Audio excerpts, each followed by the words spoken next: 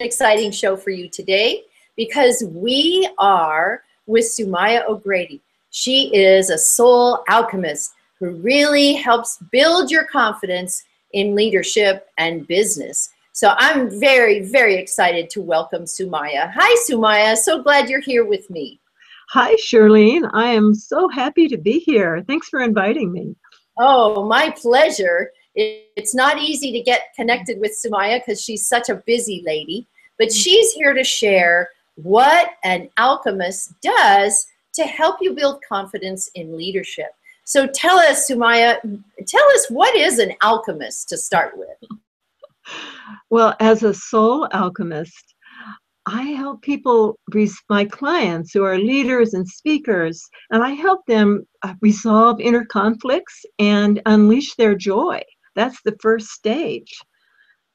And then after that, there's a whole another step that I do to help them really deeply connect to their soul and to the divine. And that's another level of alchemy altogether. And what do you believe it does for them when you give them that connection? Then they're drawing on a deep well of confidence, not that superficial confidence that you see happens when people have to pump up their confidence. When you're connected to your soul in a really deep level, it's like you've got your roots all the way down and you can draw it up. And it's powerful and strong and it doesn't waver, get shaky if something weird happens. So it's kind of like when we connect deeply into the earth to anchor ourselves in stability. Would that be right? Very similar, yes. Now, I have people connect to the earth, but also to connect to the divine and to their souls. So they've got it both ways. And at that level, they're really unstoppable. So what do people really come to you for? What are some of the problems that they're having when they contact you? One of the biggest problems is self-doubt, is that people they're not sure that they're doing it right. They're not sure of how they're coming across. They're not sure because they have things that their confidence just wavers and goes up and down and they can't depend on it, but they don't understand what the problem is. Sometimes it's just performance anxiety. It can manifest in a lot of different ways. And often it's because they have a lot of inner conflicts and that's sapping their energy. Inner conflicts. That's very interesting because, you know, I always feel like we're here in Earth School just to experience these miserable inner conflicts that we have to deal with. That's true. It does seem like that, doesn't it? Yes, you know, and everybody is here experiencing their own journey. And I love how A Course in Miracles says, you know, we all have a problem. It's just a different kind of problem. And nobody's problem is the same as what ours is. So, I mean, you must have an awful lot of people that you can help move forward in their lives with confidence when there's so much inner conflict. Yes. And a lot of the inner conflict is rooted in some limiting belief, or maybe a whole cluster of limiting beliefs that they've picked up along the way. And they don't even realize that these limiting beliefs are operating. So that's one of the first places that I start with people, is to recognize that. And some people say it's always running in the background. Is that right? Yes. And we don't sometimes even know. That's right. They're running in the background. They're like a bunch of bad little gremlins and they hide backstage and then they jump out and go, boo, right at a vulnerable moment. And so does that kind of make people step back and then they're afraid to move forward in whatever they feel strongly about? Absolutely. Because then, you know, these limiting beliefs might be something that's some version of the I'm not enough belief. I'm not smart enough, or I'm not talented enough, or whatever, you know, it's very unique to each person. But the I'm not enough, it's hard to step forward and put yourself out as a speaker and a leader if that belief is running in the background. So I help people recognize what those specifically are so we can work on them. So you just kind of draw the whatever the belief that's pulling them or holding them back out of them, and then you address it. Is that right? That's right. I have a lot of modalities that I use or techniques to get at what the limiting beliefs are, because sometimes people aren't aware of it. So I have I have a whole toolbox for helping with that. Kleenex in your office, right? Yeah, well, there are tissues there, yeah.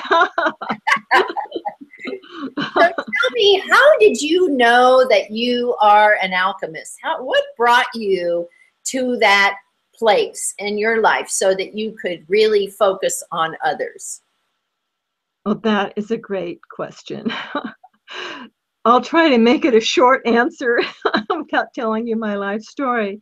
But I've spent the last 50 years delving into spiritual systems and becoming a teacher and a healer in different spiritual systems, because my life is all about healing, and it always has been. First, it was my own healing, and then it was other people's.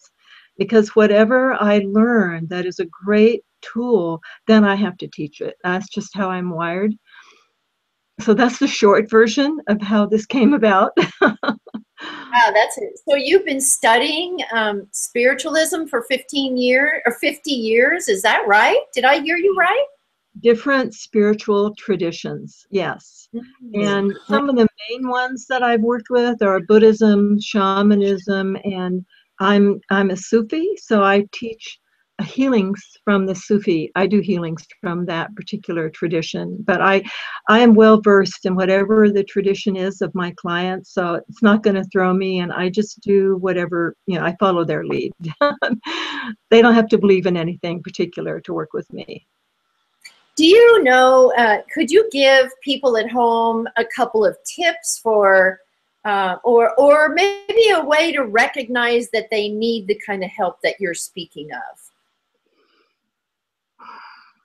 Well, if someone has a feeling that there's more they can do, but they can't quite get it, it's like that tip of your tongue feeling where they can't quite move forward and they don't know what's stopping them. But, they'll get an invitation to step out and shine in some way, but then they have reasons why they can't do that. So that's a big red flag when that happens. I've had people come to me and tell me about major opportunities that they turned down, and they don't know why they turned them down, but I do. It's because of that limiting belief. Also, yeah, that's one of the first things. I know about those limiting beliefs. I've had them off and on my whole life. And it seems like, and I want you to comment on this, Sumaya, that, once I recognize something about myself and I change that something or I change that belief, then suddenly, it seems like I'm at a peak and then I go down in a valley and then it's like I'm starting all over again with something new that I have to deal with. Is that what you find with others too? I'm afraid that's the journey. That's what I've experienced. But I like to work with a whole lot of beliefs at once, because I find that they're like, I don't know, clusters of berries on a bush, If you can get the master belief, there's a whole lot of them that all go poof once you work on the one that's the core. So you don't have to just keep retreading again and again and again on that roller derby experience of going round and round. Mm-hmm. Now, let me ask you, there's so many people that are addicted to alcohol or addicted to drugs or, and we all know that they're covering up that pain. And a lot of them have to do with core beliefs. Do you work with that sort of situation? And if so, how do you get them to work with you? One of the core things that happens when people are drawn to drugs and alcohol is what you said, the pain is so unbearable. But usually what's causing the pain often is an abusive situation that they grew up in. I find that to be true again and again. And so I have to get to the core of what happened and then help them release it. And this is why I use a spiritual approach to healing, because I think you really need to bring in the big guns for something like that. And that's really divine help. So I have a number of methods that I use to uplift that particular situation. It does take work, however. Usually there's forgiveness work that's at the core of this, that, you know, whenever there's abuse, there's forgiveness work. So there are many layers to something like that. It's pretty individual.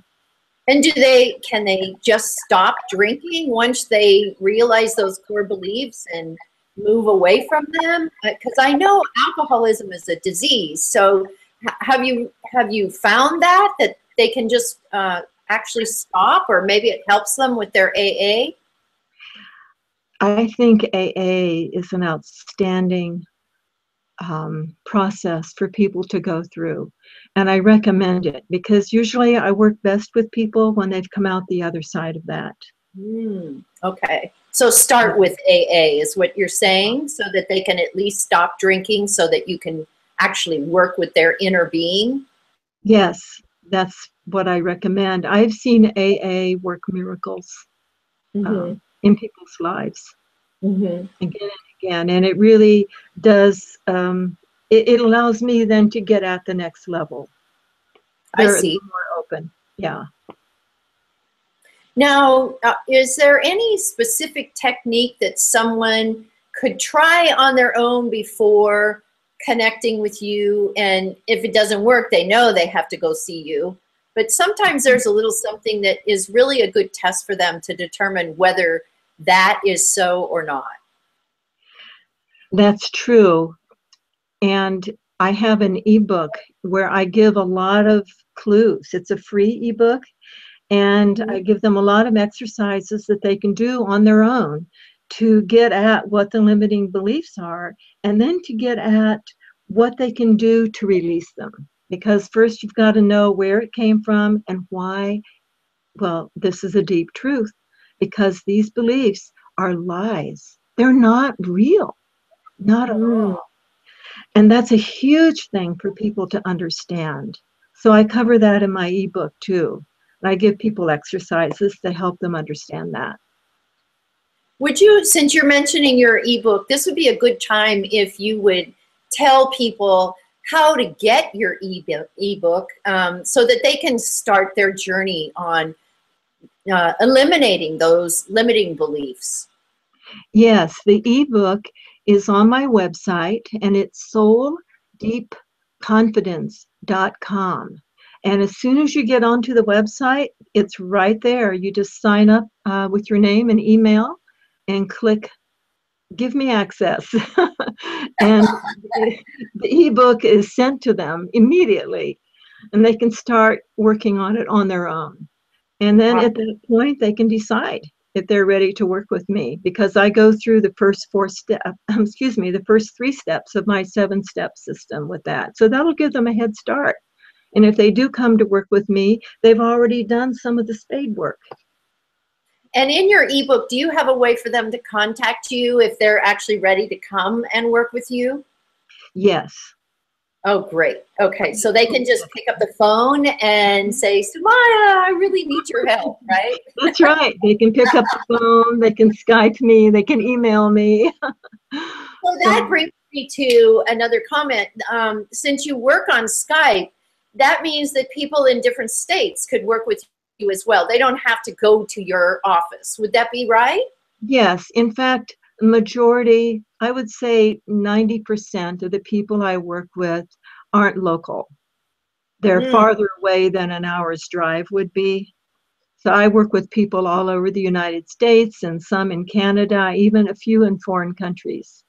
Wow. Thank goodness for Skype, right? I know. Skype is great. All right. Well, we're going to take a short break, Sumaya, just for a few minutes to have a 30-minute special tip, and we'll be right back. And you'll want to come back because Sumaya is going to give you more ideas, and we're going to have more exciting insight from her. Okay, everybody, welcome back. We're here with Sumaya O'Grady, Soul Alchemist.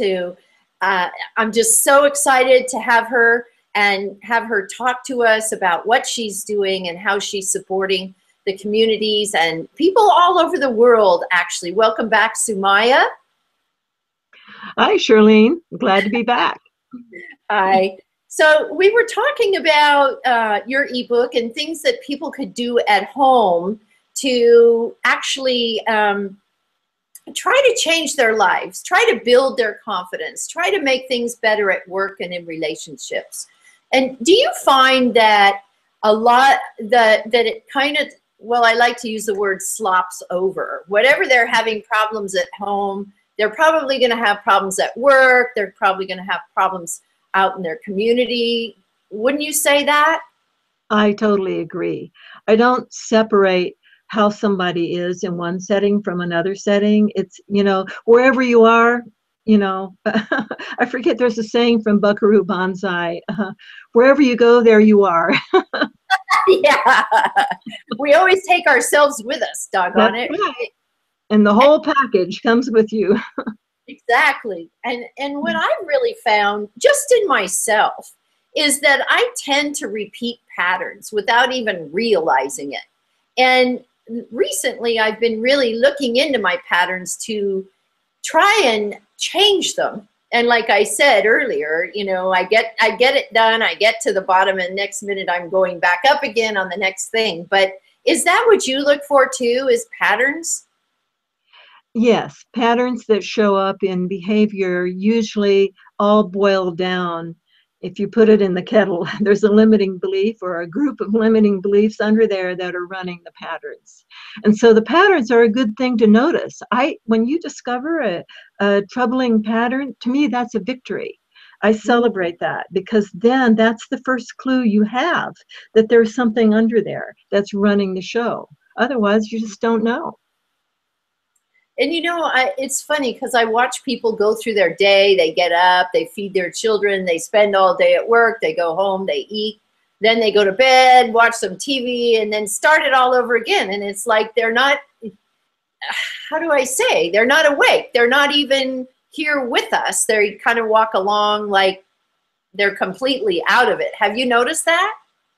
Yes, unfortunately, it's a symptom of modern life because people are so busy with work and children and families and relationships that often they don't have a time to take a breather, to take a time out for themselves and to check in and find out what's there. And that's where the source of their life is. It's in their heart and in their soul. So we all have to carve out time for that.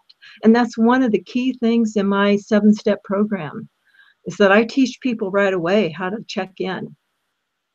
And that's a really good point, since you mentioned your 7 steps. Aside from that, where do we start? Where do we begin? Well, you begin with uncovering your limiting beliefs, which we've already been talking about.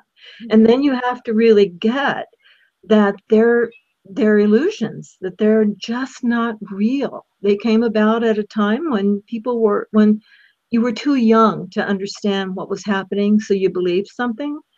So these beliefs, unfortunately, don't have an expiration date. That's the horror story. It's scary.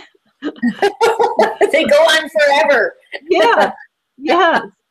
So you have to expire it for yourself. And that's what I teach people to do. It's not an easy process, and you got to really work at it. But the rewards are so huge that people begin to experience freedom right away. And the more they're able to uncover and release and put an expiration date on, the further along they are. And then they're able to really connect into their heart and to find out who they are, not just the person that runs around and does stuff, but who are they really? And do you work with couples also? And if so, how do you do that? So far, I don't work with couples, but there's always a first time.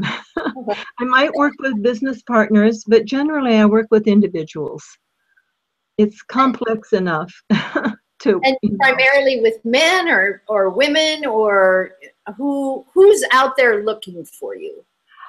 Generally, it's the women who seem to be attracted to my system, but I have had men who are attracted to the kind of work that I do. They're usually very special men who are really open to having a heart-centered life.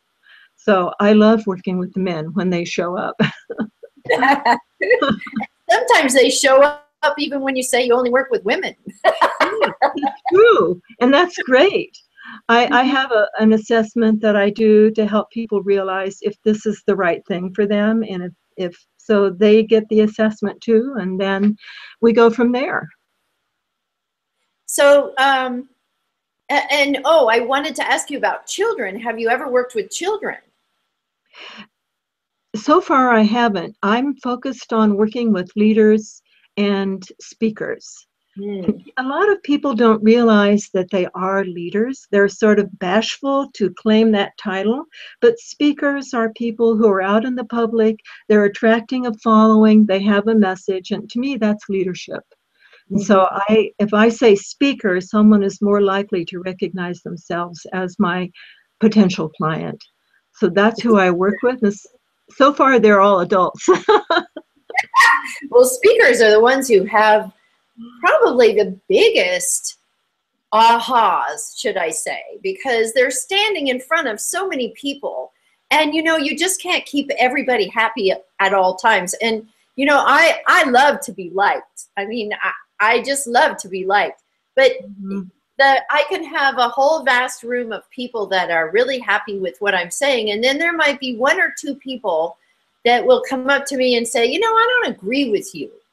And I just tell them that's okay. They have every right to decide whether they want to agree or not agree. But I know that only people who are confident can do that. Otherwise, they get shaken and they think, oh, man, I just can't do this anymore, right? That's exactly right. And that's why I love working with speakers, is for that very thing. Because as the speakers go through my 7 steps, their confidence comes from a deep place within, and then they can stand in their message and deliver their message, knowing that this message is the message they're here to deliver. And when they know that, it doesn't matter. They know then that they're not for everyone. There's no one person who's for everyone out there that they're reaching. So when they know that and they can stand in that, that's a victory. That's like 3/4 of the battle. So would you say that a lot of what you work with are really fears that people are dealing with? Fears, yes. And you mentioned a good one, which was the fear of rejection, the fear of not being liked, or what that might mean, that a feeling of not being okay if someone doesn't like you. But that will always be a factor in our lives. And if you're connected to your soul and your divine message, that doesn't matter. You can stand in the glow of that. And that's when you're unstoppable.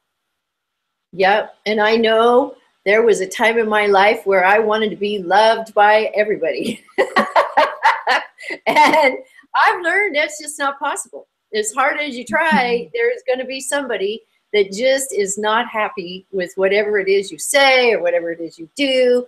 And those who aren't confident will give up and lay down and not stand up for what they believe and share for those that they really need to give their gift of their message or their mission.